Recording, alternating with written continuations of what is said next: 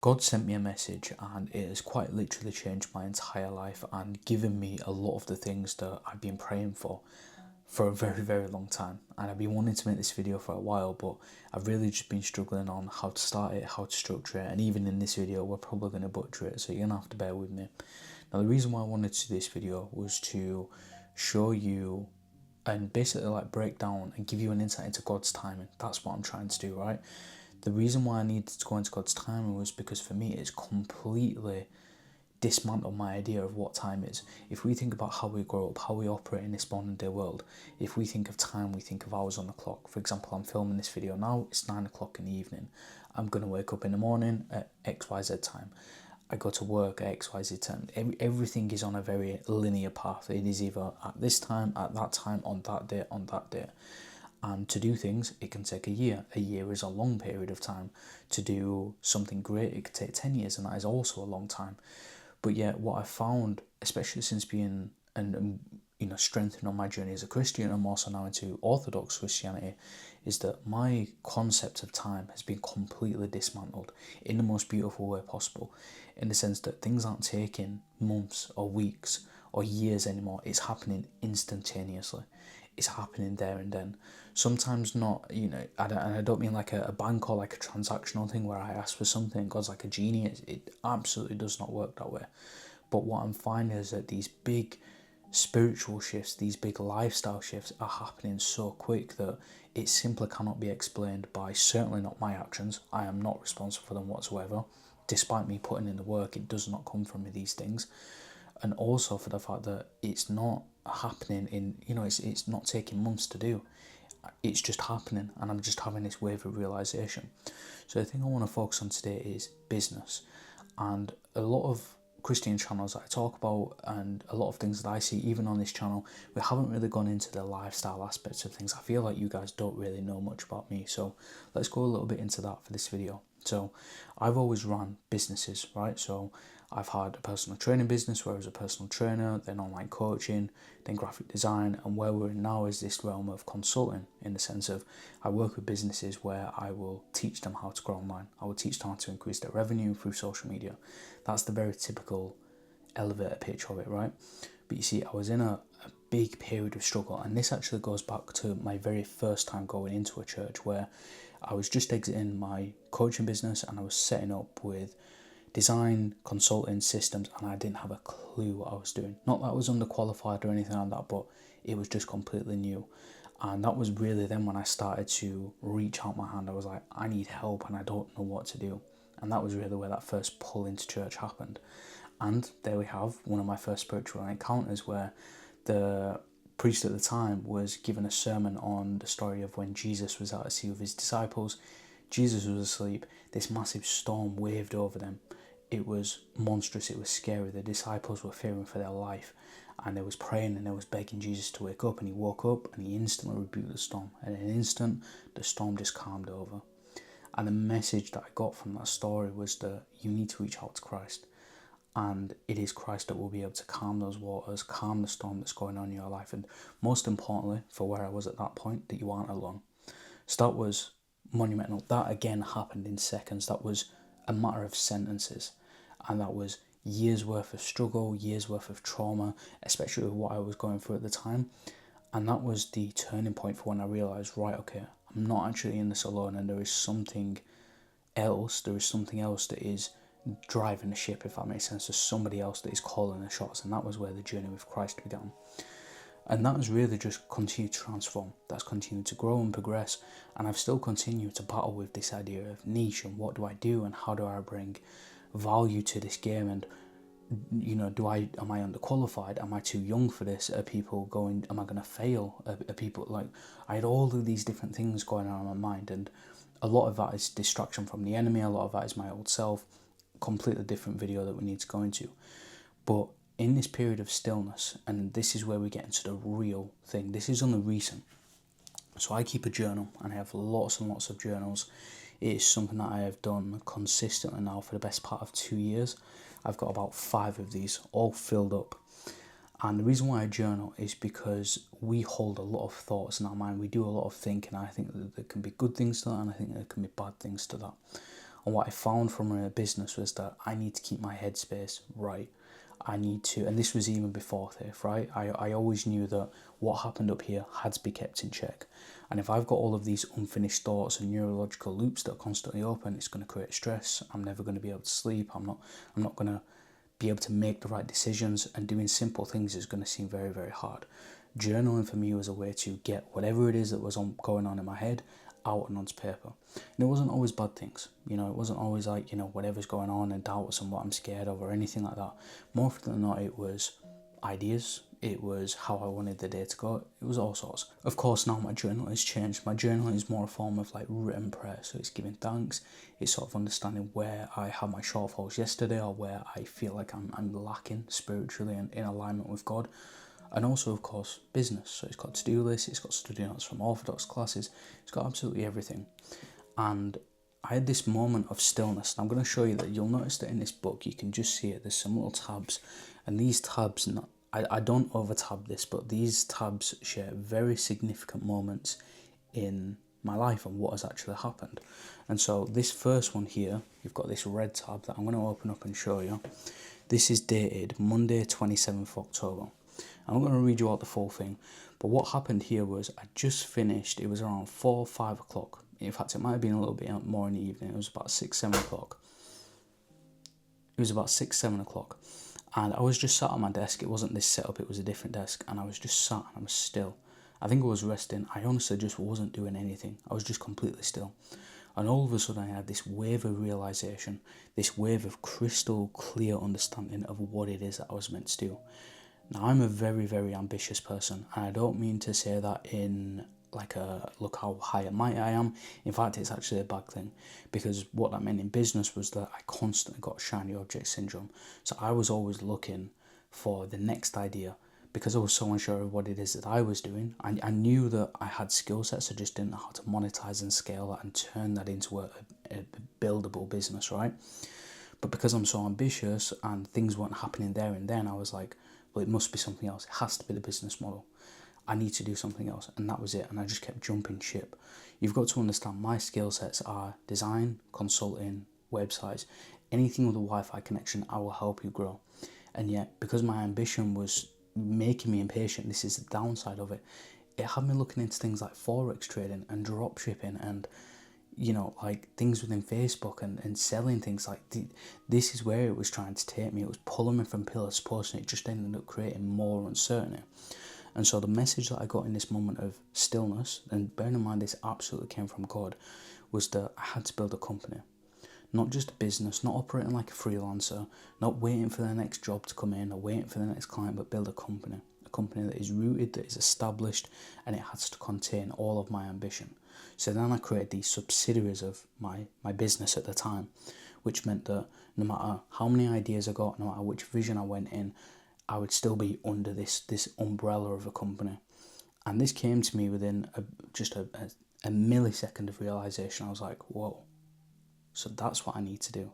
And it only took me until the day after that I was like, right, that came from God last night. That was a very real thing, and that just happened.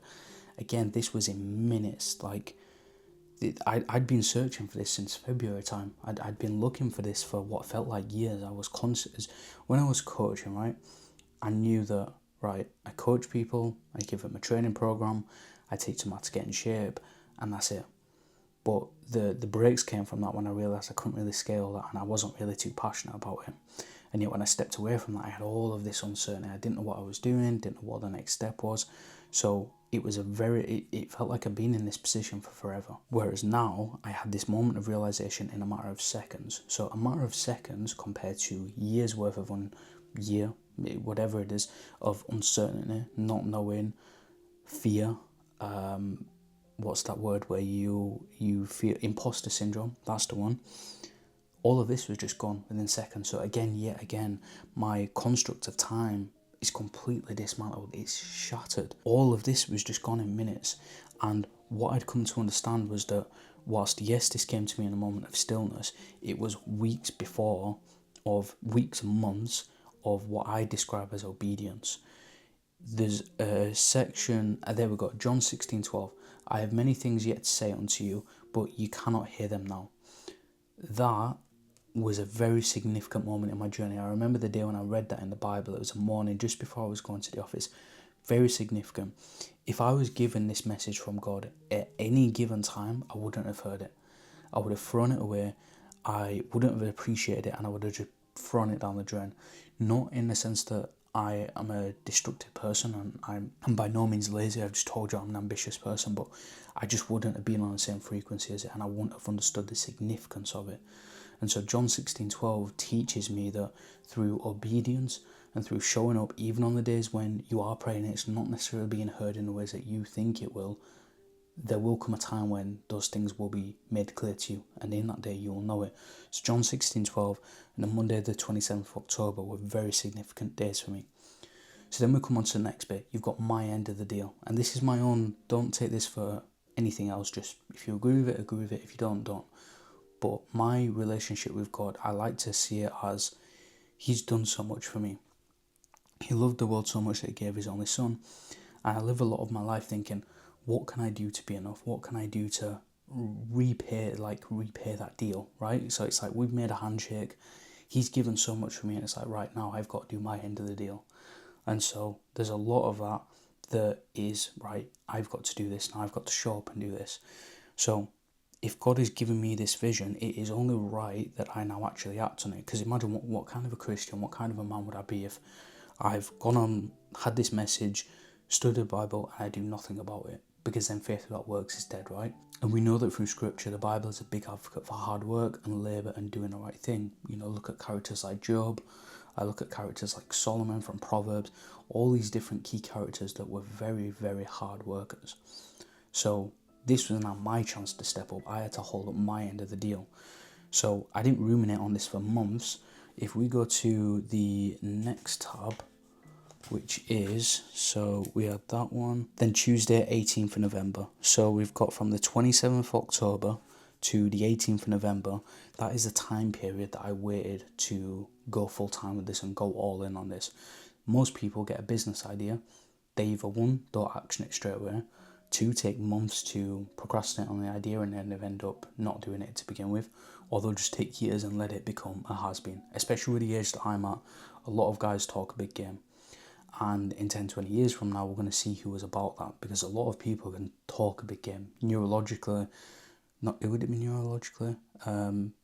More so hormonally perhaps. Basically, when you talk a big game and you say, I want to do all of these things, releases dopamine into your brain, into your bloodstream, and that starts to make you feel good. And that can make you feel so good that you don't actually feel the requirement to do the work anymore. So you basically become a professional showboater. A lot of people are doing that now.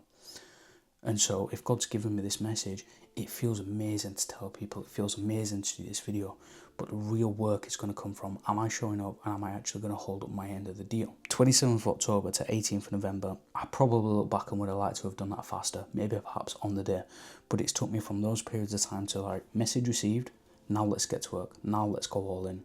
And I think a lot of people, myself included, that is a very, very quick turnaround, so that I'm happy with.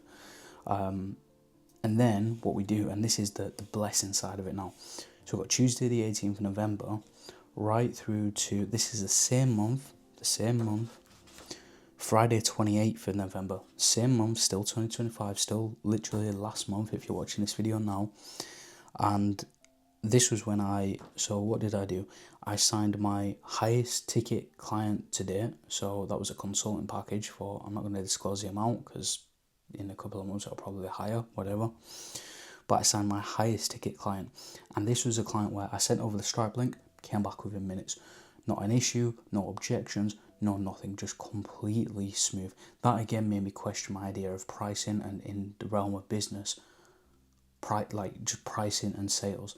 Because usually if you do run a business and own a business, you go for this idea of like, if you work with cheap clients, they're going to rebuttal you. They're going to be like, let me think about it, let me do this, and you can spend months. And then even if you do get them over the line, there'll be a complete like ball bust of a client. They want revisions. It's just a nightmare, right?